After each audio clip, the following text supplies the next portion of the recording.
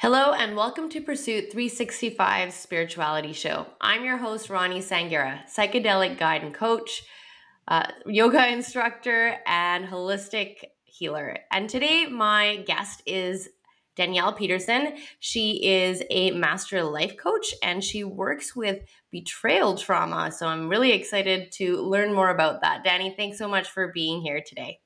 Thanks for having me. Can you begin by telling us a little bit about yourself?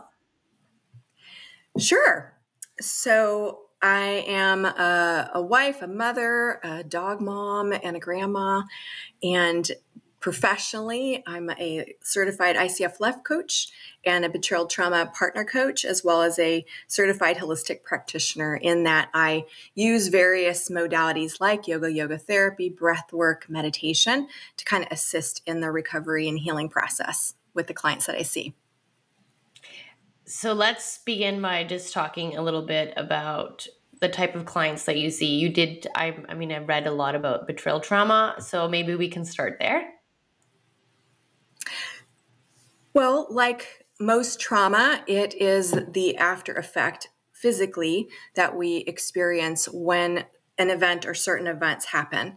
And so with betrayal, the demographic that I typically see are women who are with spouses who have cheated on them or have struggled with other problematic sexual behaviors, such as pornography, masturbation, and the like. And that expands outward as far as the type of behaviors that they might encounter. So the women discover this hidden secret, and there has not been any consent whatsoever relationally. And so it rocks their world, in that the foundation from which they based this relationship, all trust has been broken and violated, and it sends them kind of spiraling for a time.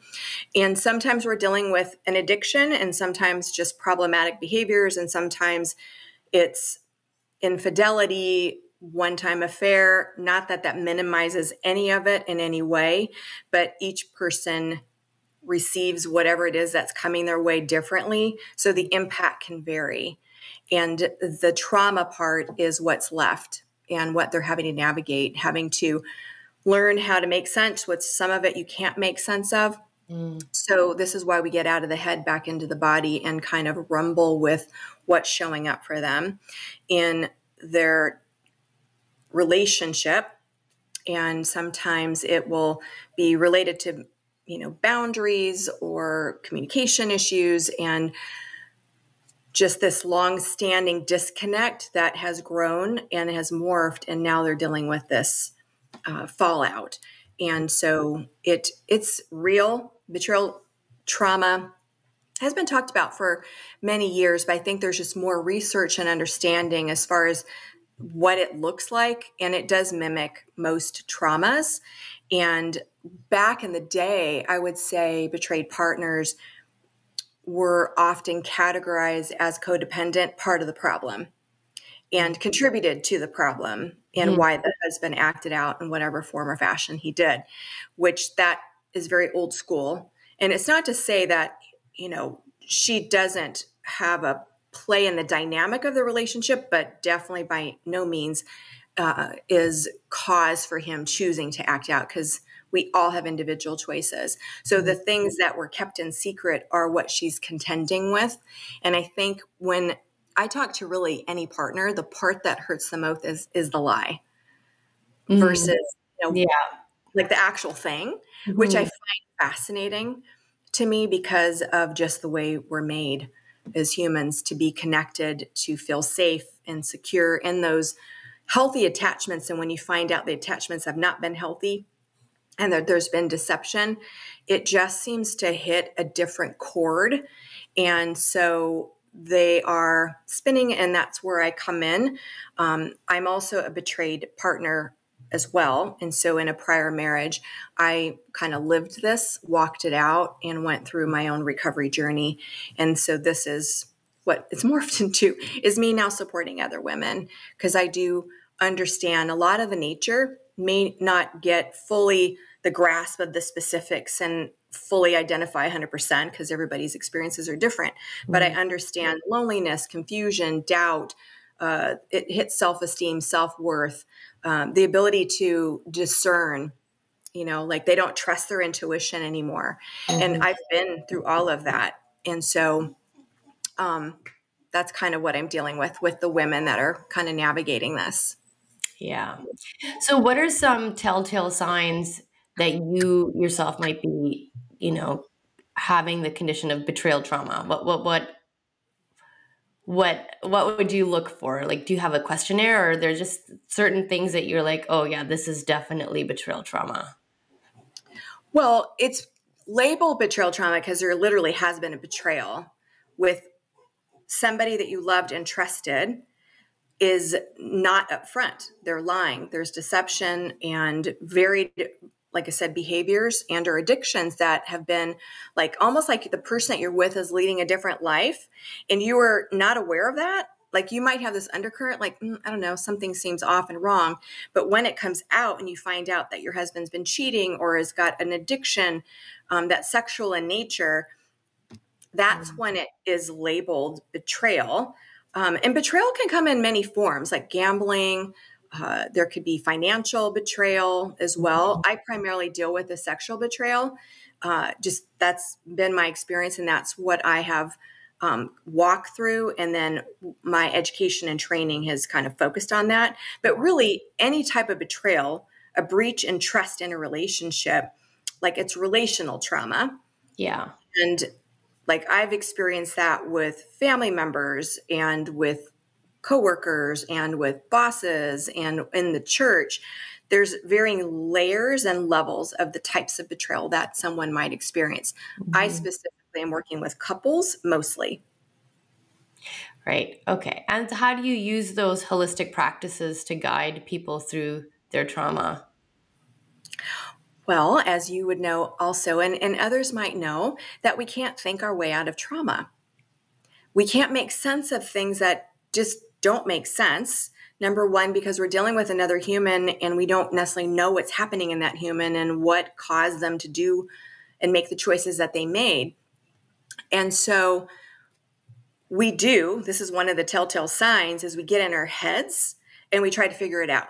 And we have to understand everything about addiction and understand everything about what might be going on with the partner, the spouse.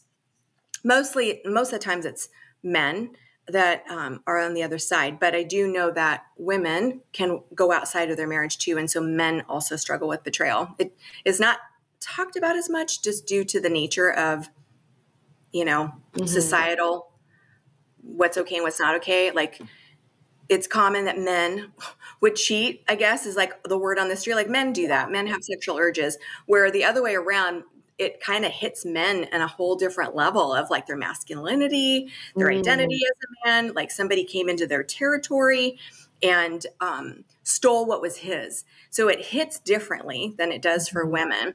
Ruminating is another sign where we're just like, what happened, based on what they discovered, if it was something visually that they discovered, if it was a letter that they discovered, they play all that over in their minds. And sometimes what they discover is a lot, and it can be really disruptive to their nervous systems. So because we can't talk our way through trauma, there's talking and coaching as far as some just basic things that like we want to bring online and help them see. I go a deeper level and start getting into the somatic work because that's where trauma lives. It's in our bodies. And so there's a disconnect between the head and the bottom. And what we want to do is kind of bring the two together so that we can heal holistically. So we don't check the thoughts. We don't check information. We don't check common knowledge that's out there. It's helpful to understand a little bit about addiction. But what we want to understand more, since the person who's dealing with trauma is the one having to navigate that, we need them to get back in touch with what is it that they're feeling, sensing, believing, knowing internally, their heart, their gut. Those are two other brains aside from the one that we have up here. So I'll bring in breath work for all of them really. Breath work, meditation, movement can help regulate and bring a sense of homeostasis back to the body. It helps them connect, get out of their head, down into their body, because most of the time they forget to bathe, or they forget to eat, or they stop exercising, or they overeat. So we bring in the tools and not every tool works for everybody. So that's another thing that we kind of have to explore, like what's going to work, what's not. Breath is obviously something that's free, it's accessible, and used on a level of resetting the body.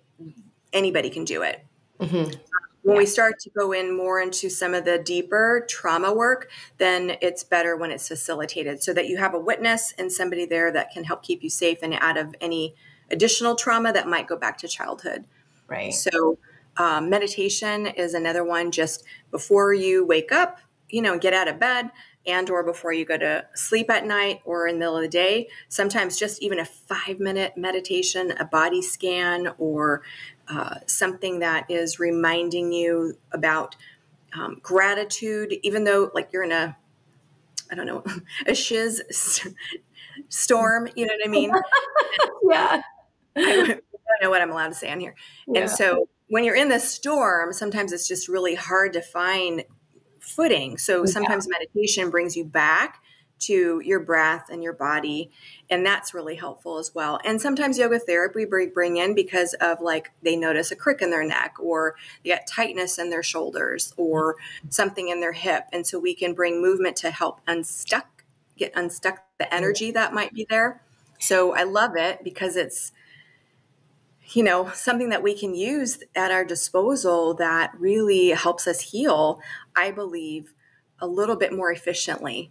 Yeah, and I like that you're using yoga therapy in there as well, because in Ayurveda, betrayal shows up in the back usually. Like it's stabbed in the back. Like you got stabbed in the back, and then that whole and that all blends up into the neck and into the throat chakra, and that's because you're like carrying the weight of the world on your shoulders, and you don't have a voice, and you feel like it's been taken from you. And so I love how that's all of those modalities are working on each of those chakra systems as well. For sure. And the back also, like there's a back of the heart too. So the upper back can also actually reflect the heart, not just the front. And there's so much shame, I think, around it, the stigma around it. That's why we get locked up here. Like, who can I tell? That's safe, number one. And not everybody can be with the information that might be presented. It might be too much for other people to, what do I do with what I just heard there? And you got a whole family system potentially too, if there's kids. So, mine was a very public betrayal. And so that had its own dynamic in and of itself. And so I find that some coaching and or therapy, depending on the level of trauma and how far back trauma goes out, like prior marriage, therapists and counselors are really helpful. And then somebody like me who is a coach and therapists are trained in somatic work too. I just tap into, like, I can work across the states, across the globe, where therapists and counselors, they're usually licensed in certain states and they may not be as accessible. So let's talk about your compassion-based approach and soulful inquiry. Why don't we actually would like to tell our readers a little bit about what is soulful inquiry? Soulful inquiry evokes curiosity. And instead of labeling, judging, assessing, diagnosing these other people who we've been hurt by, we appeal to curiosity. Now, that's with the wife towards the husband. Me as a coach, then I'm doing the same thing. If someone is feeling very activated and has got anger coming up, I'm not going to take that personally. I'm not going to take on that energy. I'm going to get curious around it, allow it to be expressed, and then start to find out maybe where that anger is showing up in the body, and looking at other times where they've been angry, and how, like, is there a pattern that we're seeing? So soulful is that we're bringing them back to their beingness and how they're experiencing this scenario that they're encountering right now in real time. And so it's not heady, like there's some knowledge that we have to have, but it's through these embodied experiences that we really get to the heart of the matter. There's loneliness, confusion, sadness.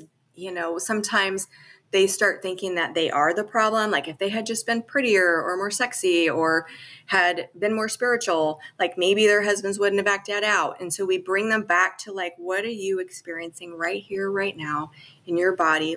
Let's leave the other person on the peripheral at the moment so that we can stay in our own lane and be able to touch upon what's really happening in this internal landscape so that we have clarity to know what our next best steps are. So it's about curious, not approaching things from a place of judgment. When I'm dealing with them, it's like all is in.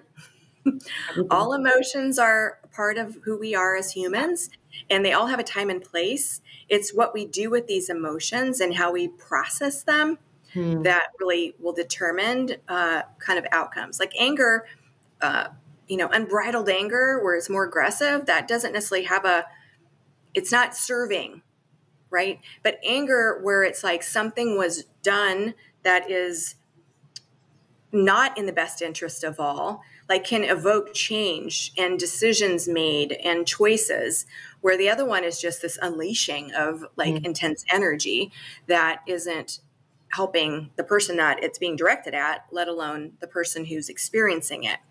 Same with sadness and grief. Grief is a big one because you're grieving the loss of something that we thought we had and having to take a look at like, what is happening now? Do I have capacity to navigate this path by myself and or with this other person? So we're really just tuning into our beingness. That's where soulful inquiry comes in. I imagine that some of the clients that come to you at the beginning can be quite, there can be a lot of emotion going on there, confusion, anxiety, I'm sure. How do you manage that right away? Like, well, what are the first steps that someone could take? Because I mean, if just thinking about something like that can evoke emotion in me, and I'm going, oh wow, they must have a ton of anxiety. They must be panic. There must be panic.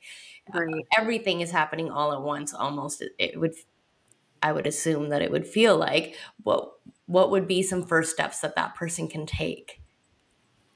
Yeah, there's a sense of out of control, like something just like a bomb went off and you're like disoriented and all of that. So some practical things. And again, it's going to depend on the scenarios because number one, safety and stability are like the first foundation. Like, are they safe? Are they with somebody who's volatile, abusive, whether that be like a full gaslighter, manipulation that messes up the psyche, if there's kids on board, there's so many factors to consider here, but safety and stability are that's the first thing that we address. Like, are you safe in your home? Is there cause for concern? And if all is okay there, then depending on what was discovered, like if they had been cheated on or if they had found out that their spouse was with, hiring for sex and there's been actual engagement with other people, we want to make sure that like they get checked for STDs, and that, which is hard to like walk in and have to do. And yet it's important because we want to make sure that our bodies are safe. So that's a consideration. Giving them some grounding tools and techniques. When you're in that heightened state and you're like fight, flight, like it might not be to their advantage to like, okay, we're going to just calm down and breathe real slow. Like right. There is like, no, like we have something, something has to be done. Like, I don't know what to do.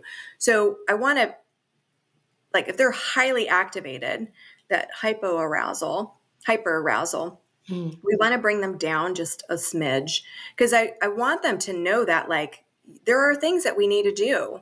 I don't want them to like drop and become, like inability to make decisions and choices.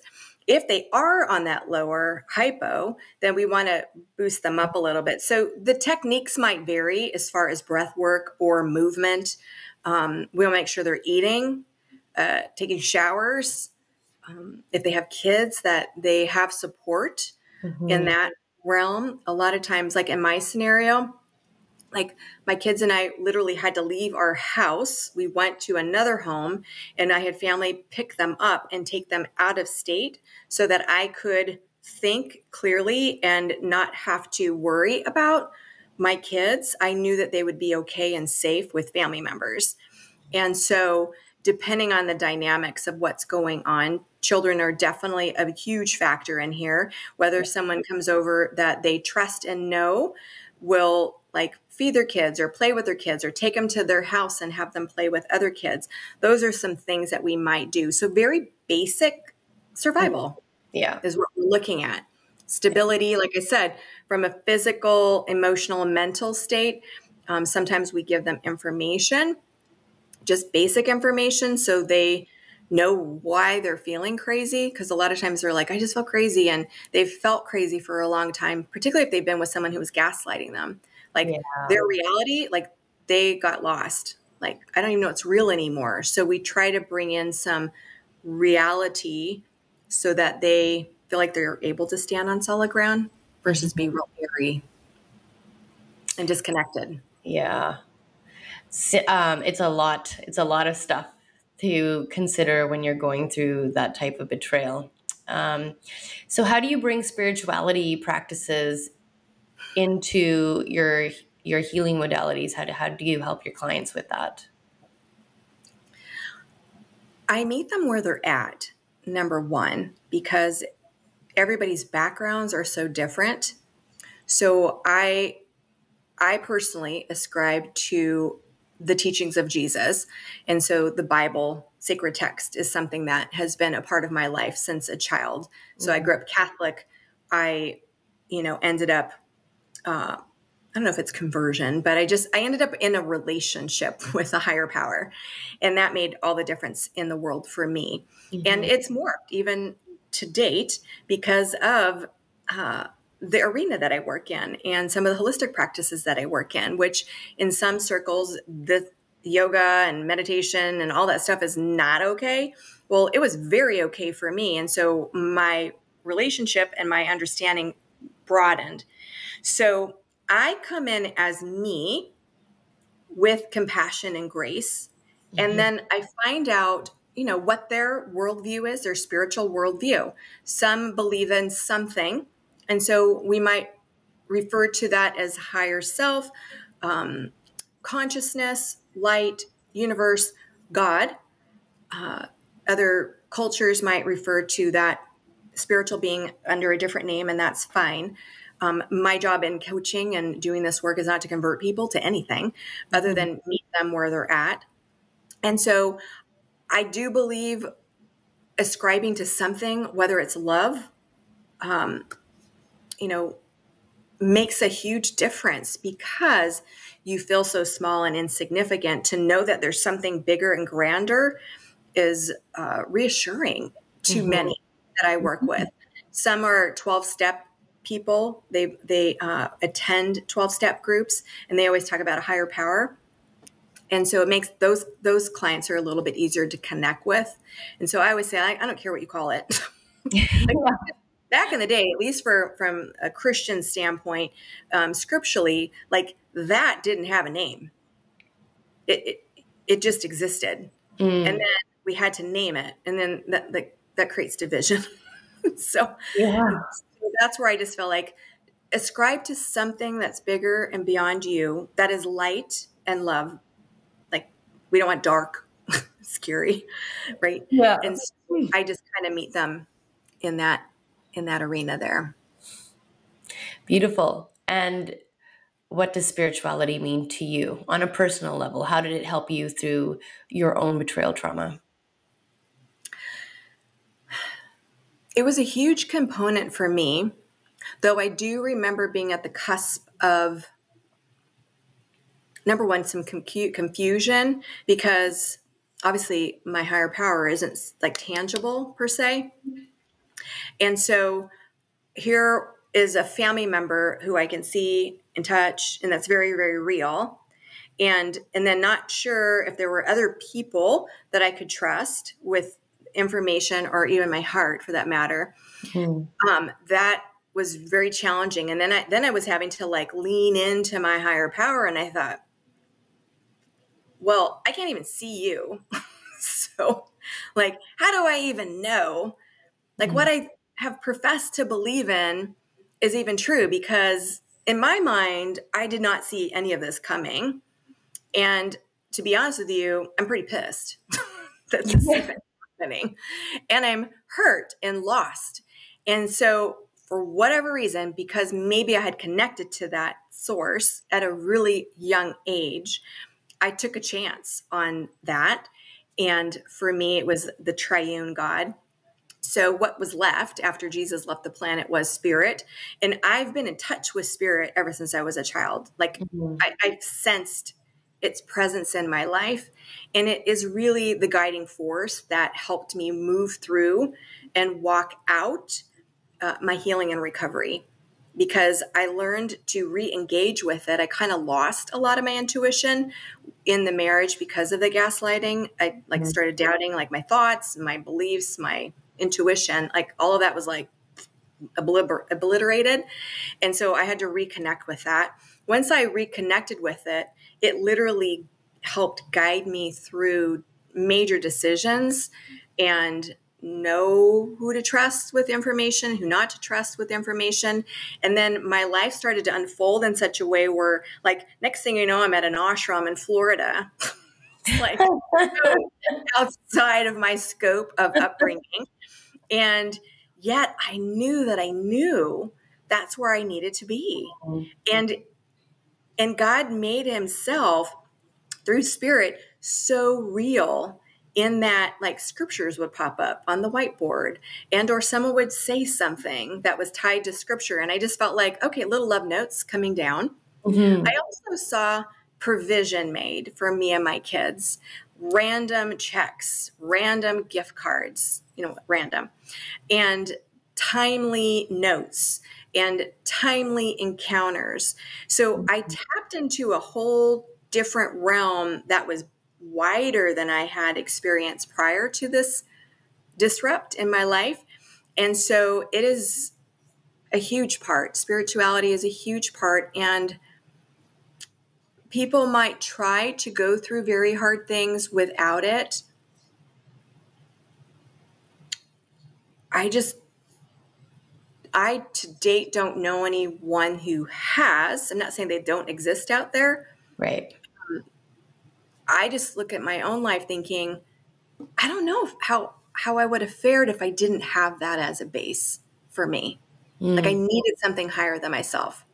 Step one, acknowledge that, like you have no control over here, and acknowledge a higher power. Step two, it's like, I've lost control of everything that I thought I knew and have lived. And now I'm in need of something greater and bigger than me to help navigate that path for me. And so I just clung to that. And that was a huge, huge numero uno component to my healing and recovery. Yeah. Just having faith in something. In something. Yeah. Yeah.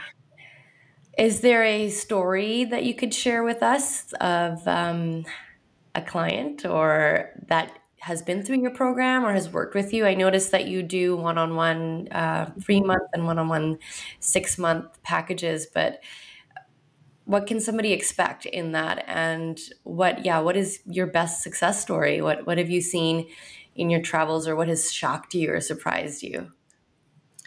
Really the resiliency that is the potential inside to be able to do hard things, to be able to walk through what seems like I'm never going to make it.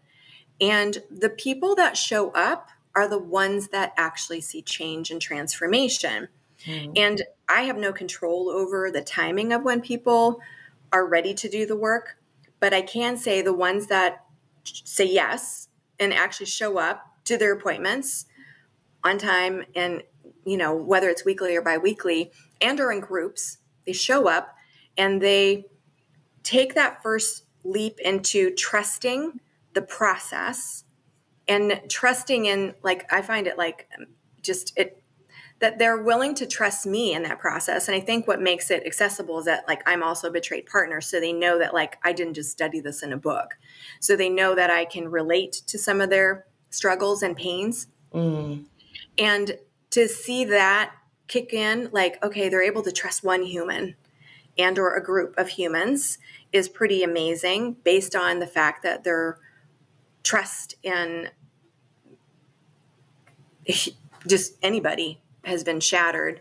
Because if it's like the significant person that has broken trust, like a lot of my partners walk around like, you know, my husband was with this other woman, then there's a tendency of like, is he looking at other women, or other women gonna, like, so they don't even trust women in general because of just the nature of our society. Right. Not all women are horrible humans, right? Not all women are cheaters. And even if they do, they have their own story and their own pains, and not to justify people's behaviors, but it's like shared humanity really can, like, if we can get in touch with shared humanity, like, gosh, humans, it's like the frailty of humanity. And that takes time to get to that point. Because initially, like, you're hurt and angry and like want to punch somebody at times. And, you know, like, oh, you know, women, like, I can't believe they're dressing that way. And like, that's the kind of woman my husband went after. And so there's just a lot of emotion. But to start to see that soften a little bit and them opening up to seeing things differently and like processing things differently and learning to, part of the work that I do with communication. And I mean, I still have to do all these practices too, like where we learn to not take things as personal. Like, some things are personal, and yet not filter it through pain. Like, once they start to click and come into witness perspective, like, this is what's happening, this is what's unfolding, this is what I'm aware of in my body, my sensations, these are some of the thoughts I'm having. Once they start to get to that level, things just open up for them, and they really start to see this change and this shift. And some choose to stay in these relationships and some choose not to. And my job as a coach is to support them in whatever decision they make. There's no right or wrong here. And as long as it's like we're doing the best we can to make conscious decisions and choices versus reactive, which I can't control. Some people are very reactive in the choices that they make, and then they get to experience that outcome. And so if that's not the outcome they want, the beauty of this work is that, like, oh, well, that didn't work. We can explore this option. And so that's where I really love seeing the shift in them. Like, I experienced that in my own life. And you would know, because we've done similar training. Like, once you understand the witness perspective, once you understand that we're the ocean, we're not the wave or the boat, and all of that it's all part of this greater scheme that we probably in our own minds can't figure out, but we know that we're the ocean. That's a metaphor that we use. And that, you know, or the spacious sky of awareness, that it holds all this, it has the ability to, like, hold all this when we don't take it personally, and when we can stand back and observe what's unfolding in the present moment. That's huge in the work that we do. Like, what's happening now? Because if we put in all the, you know, vegetables from the past into this pot of stew that really is just broth right now, we can make it much more complicated. Like, oh, I forgot I'm, like, allergic to oregano. So we be more selective in what's in our pot, right? We get to choose what's in here, and not spiritually bypass by any means, but to just, you know, because I grew up with that, like, a lot of platitudes and, you know, scriptures that were said, and like, oh, tomorrow's a new day. And, you know, all of those things that we say to each other out of our own discomfort. You know, people just don't know what they don't know. But once you can start, like, if someone does say something like not helpful, like, you kind of go like, okay, I'm going to just, for the sake of humanity, like, I'm going to give them the benefit of doubt that their intent is to help me, but it's not. And I can let them know that compassionately. Like, I understand that you're doing your best to try to meet me, this is what would be better. Mm-hmm. Like, could you watch my kids? Like, I don't need to read scripture and pray for 2 hours. Like, what would really help me is, could you watch my kids for the day so that I can get groceries done, my house cleaned, and like take a shower? That would be helpful. Yeah. So, yeah. And that's hard to do. That's a hard thing to do, to ask for what you need. It sounds so simple. Just ask for what you need, but it is hard. And people have a really hard time doing that, especially, I think, people like us that are always going in and helping, like we're always helping others, and people in our line of work. I think Carol Lampman was talking about this, because we go in and we're always taking care of others, but we have a hard time to say, hi, actually, I need this, or to say no, or, and so any field, like doctors make the worst patients. And I would say doctors, like practitioners in the medical field, they make the worst patients because they know too much. And I would say it's the same for us, because we have all these experiences and we have all these knowledges, and we sometimes can use our tools like to try to get out of things. And then we try to do everything on our own because we are the practitioner. And there's times where life just happens and you need each other. So it is difficult. But what's interesting for me, and this is the other part of the work I do, is that I would say most people don't know what they need or want. They just know what they don't want. Don't need. Yes. Yeah. So it's balancing that out. Like, okay, well, if you don't want that and don't need this, what would be helpful? So it's rewiring the brain to start thinking more positively of what do we want to create. If this is something we know, like, I don't want a husband who cheats on me. I want a relationship that's built on trust and connection versus disconnection and hidden secrets. Like, this is what I want. And are you, husband or wife, wanting the same thing? And if you don't, Godspeed, but I want this kind of a relationship. Right. I need trust. I need authenticity. I need safety. And it looks like this. I want care. And it looks like this, you know, because everybody's definitions are so different. So that it gives couples or any relationship where there's been betrayal an opportunity to really fine tune, what does this relationship look like? And what do we want it to look like? And how do we make it where it's equitable for both of us, where it's not just one-sided or someone's dominating and the other one's like passive? We want to balance that out a little bit. So there's a lot of opportunity to grow in the relationships. It's risky though. I love all the things that you're saying. And I think that you don't have to wait until you're at this point. Like, all the tools that you just gave and all the things that you just said, you can do that in your relationship right now. When it's good, that's the best time to do it. The best time to do it. That plan, say what you need, say how you need it, what it looks like, because I might say one thing, but my partner might take it another way. That same thing might look different to him.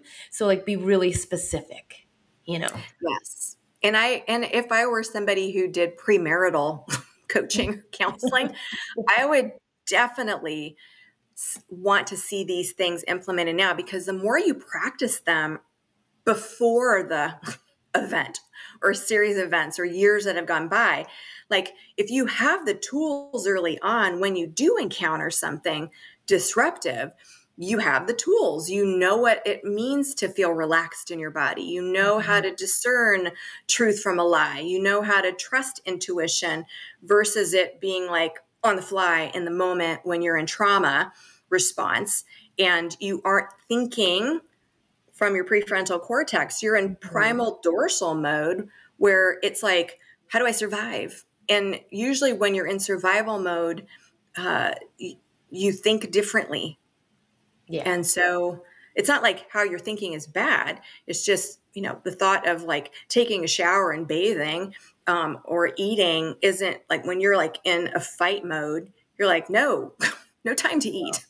So we want people to remember the basic safety, stability, whether you're in a crisis or not. Like, these are just tools that anybody can use at any time. And even the younger, the better. If we can teach our youngins these kinds of principles, like how to find peace and stillness within, how to understand and regulate themselves.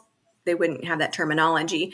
How to discern who's safe and who's not safe by how they feel, and to know which adults are safe to talk to and which ones are not based on how they're feeling. Yeah. And for adults to validate that for kids. Yes. That's huge. Massive. Well, Dani, thank you so much for being here today. Is there anything else you want to share with the audience or any programs you have coming up? Well, I do offer free consultations. So I know the arena of betrayal can be unnerving, and who do you talk to and where do I go and what do I do? I do 30-minute consultations. And so anybody can go to my website, which is my name.